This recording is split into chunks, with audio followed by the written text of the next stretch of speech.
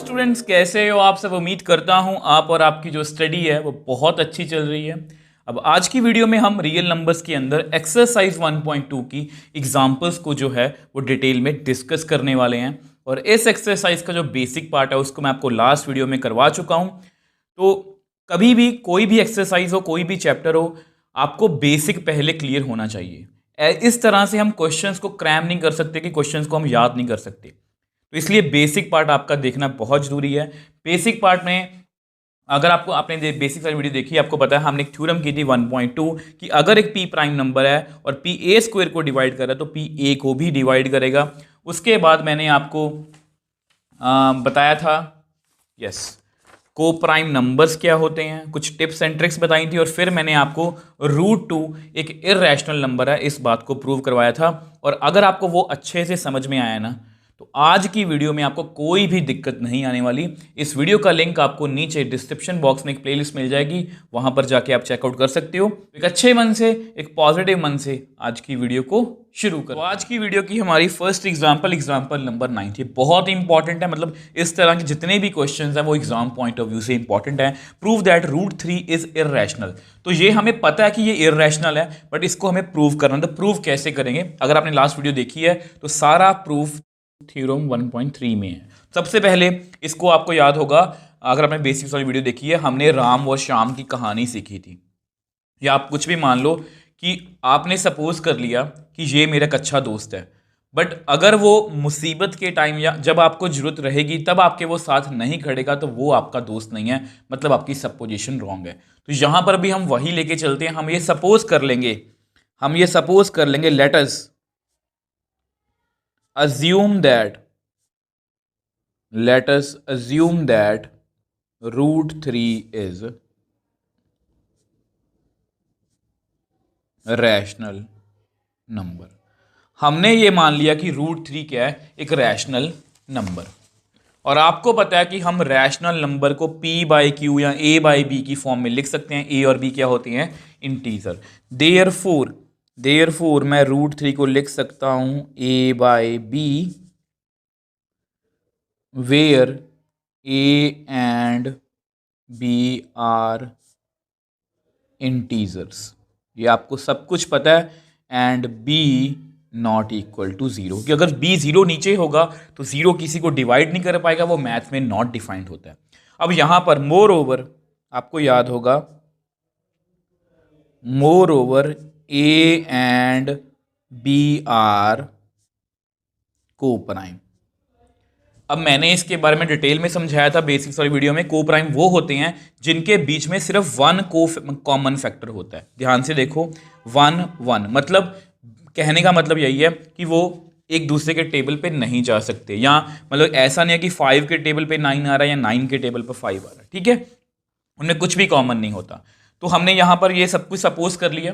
तो अब आपको बता, थोड़ा सॉल्व करते हैं। √3 इज इक्वल टू a/b, तो क्रॉस मल्टीप्लाई करते हैं, b into √3 is equal to a। तो ऐसा करते हैं, स्क्वेयरिंग बोथ साइड्स। स्क्वेयरिंग इसलिए करनी है ताकि ये √3 से हम बाहर आ पाए। स्क्वेयरिंग बोथ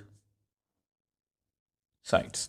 तो अगर हम स्क्वेयरिंग करेंगे तो b इंटू √3 का whole square is equal to a square. अब b का स्क्वायर तो b स्क्वायर ही होगा। अब √3 को 2 बार मल्टीप्लाई करेंगे, √3 इंटू √3 तो कितना आएगा? 3। इसको मैं आगे लिख देता हूं, is equal to a square. अब फिर से वही हमारी कहानी। अगर मैं किसी नंबर को किसी इंटीजर से मल्टीप्लाई करूं तो मैं बोल सकता हूं कि वो उसको डिवाइड कर रहा है, ठीक है? अब 3 को मैंने b स्क्वायर से मल्टीप्लाई किया तो मुझे a स्क्वायर मिल रहा है, मतलब 3 यहां पर डिवाइड कर रहा है a स्क्वायर को। देखो यहां पर कोई नंबर मैं लिखूं 3 से, यहां पर मैं मान लो लिख दूं 18, तो यहां पर 6 आएगा। 3 6 18 होता है, मतलब 3 इसको डिवाइड कर रहा है।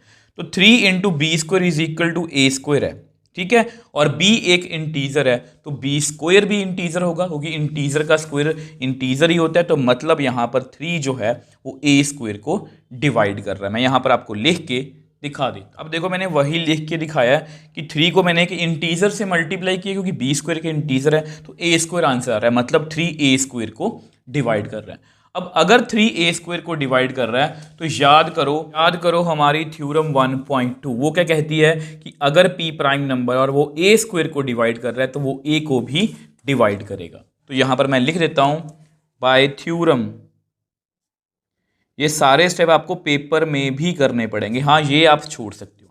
Bye theorem 1.2 3 also divides a।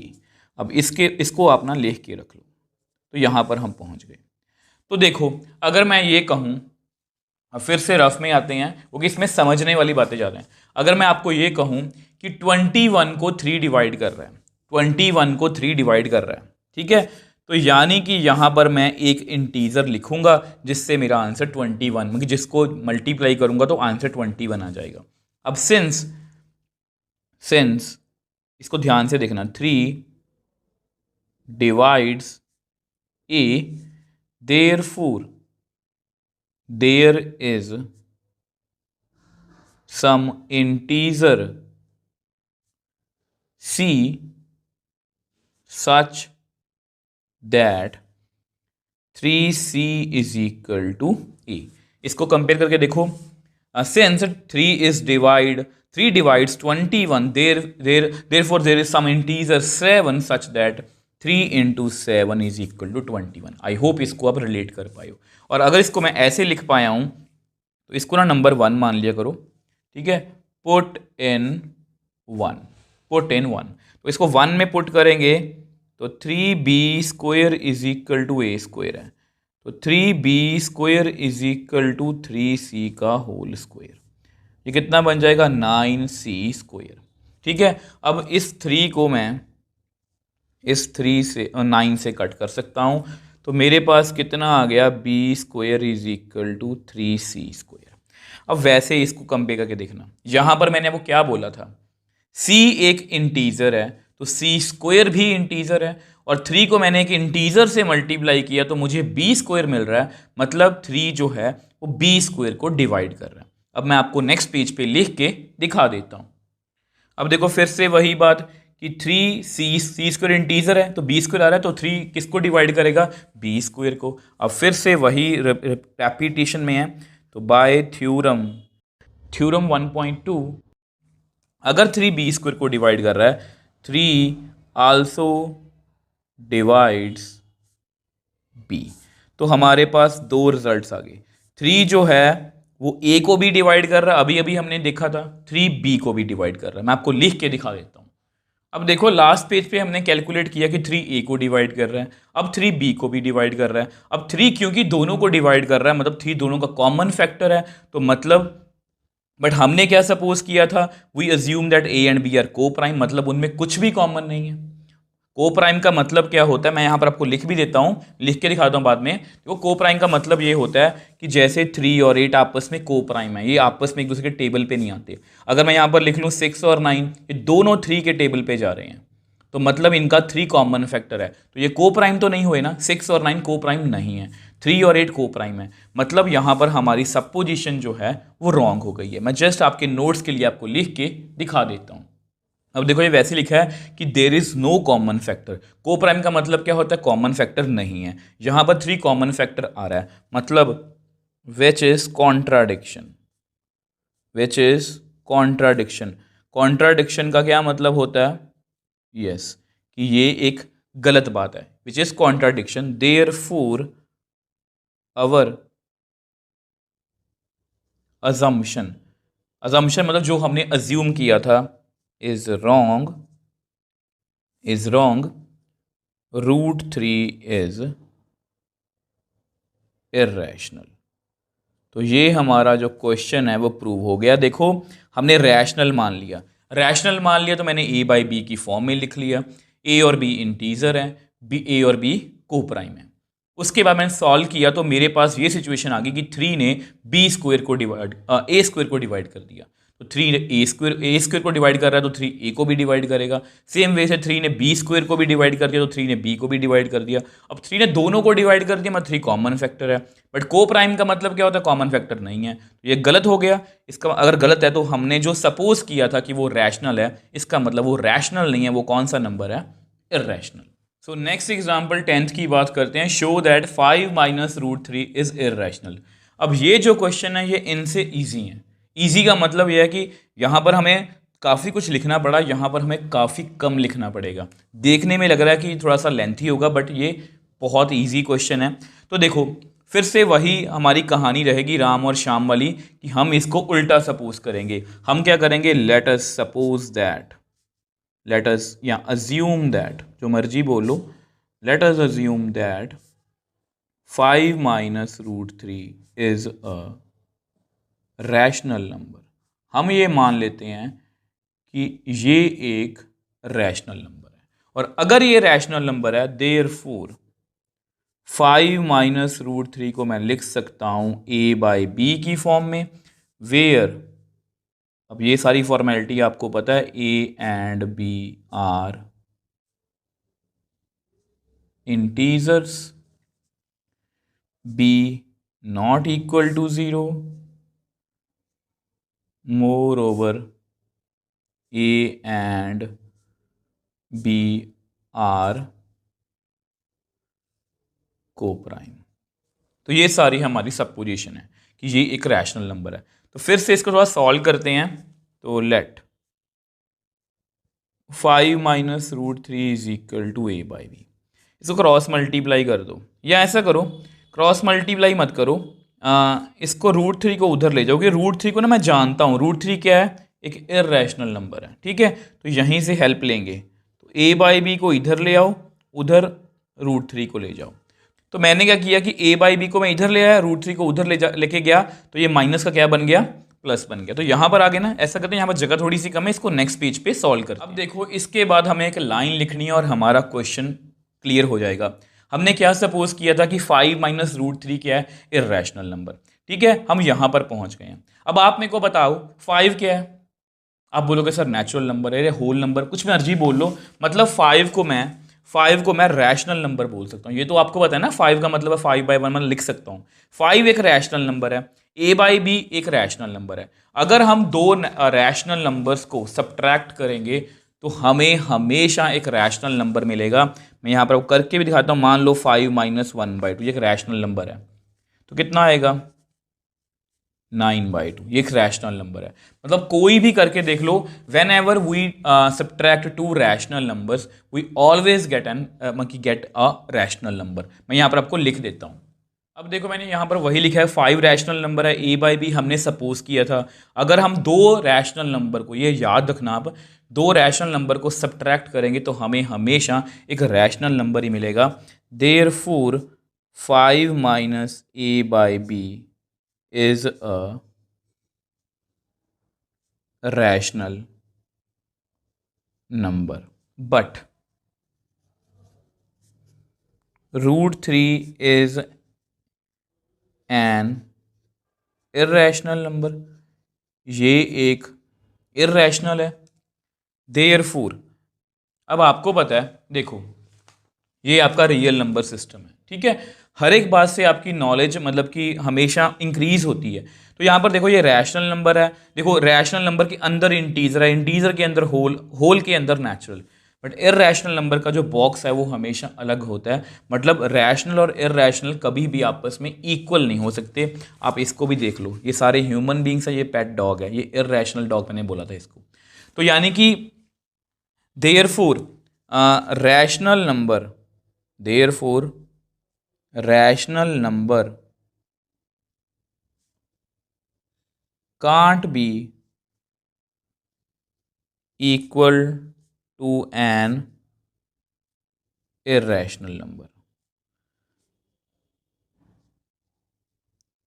ठीक है। बट हमारे पास ये सिचुएशन है, ठीक है। अब आपके सामने है, ये रैशनल है, ये इररेशनल, दोनों आपस में इक्वल है। देयरफॉर विच इज कॉन्ट्राडिक्शन, ये तो कॉन्ट्राडिक्शन आ गई। देखो वही राम और श्याम वाली कहानी है। रैशनल नंबर कभी भी इररेशनल नंबर के इक्वल नहीं हो सकता जो हमारे पास आ रहा है। Therefore our assumption is wrong, जो हमने सपोज किया था वो क्या है, रॉन्ग। और अगर ये रॉन्ग है, therefore 5 minus root three is irrational. तो ये क्या है, एक इर्रेशनल है। ठीक है, ये क्या है, एक इर्रेशनल है। हमने इसको क्या माना था, रैशनल। रैशनल माना तो मेरे पास ये सिचुएशन आ गई। ठीक है, अब आपको पता है ये दोनों रैशनल नंबर है, रैशनल में से रैशनल माइनस किया तो रैशनल आया, ये एक इर्रेशनल है। अब ये आपस में इक्वल आ रहे हैं, मतलब हमारी ये कॉन्ट्राडिक्शन है, गलत बात है। अवर असम्पशन इज रॉन्ग, मतलब ये एक इर्रेशनल नंबर है। आई होप इसको आप समझ पाए हो। अब देखो नेक्स्ट एग्जाम्पल 11th की बात करते हैं, ये लास्ट एग्जाम्पल है। सेम वही कहानी है, शो दैट 3√2 इज इर्रेशनल। तो बहुत ईजी है, चाहे प्लस में क्वेश्चन आ जाए, चाहे माइनस में आ जाए, चाहे मल्टीप्लाई में आ जाए। तो हमें पता है कि देखो इसको इर्रेशनल प्रूव करना है, तो हम क्या करेंगे, लेट अस अज्यूम, वही हमारे सारे steps, late us assume that, ठीक है, 3√2 इज अ रैशनल नंबर। हम ये मान लेते हैं कि ये एक रैशनल नंबर है। तो अगर ये रैशनल है, देयरफॉर 3√2 को मैं लिख सकता हूँ a/b, where a and b are, आप खुद बोलो, खुद करके देखा करो हमेशा, इंटीजर्स, और b जो है वो 0 के इक्वल नहीं हो सकता। इन सब चीज़ों को जब आप बार बार लिखोगे ना, आपको याद भी हो जाएंगी और इनके पीछे का आपको बेसिक भी हर बार समझ में आएगा। ठीक है,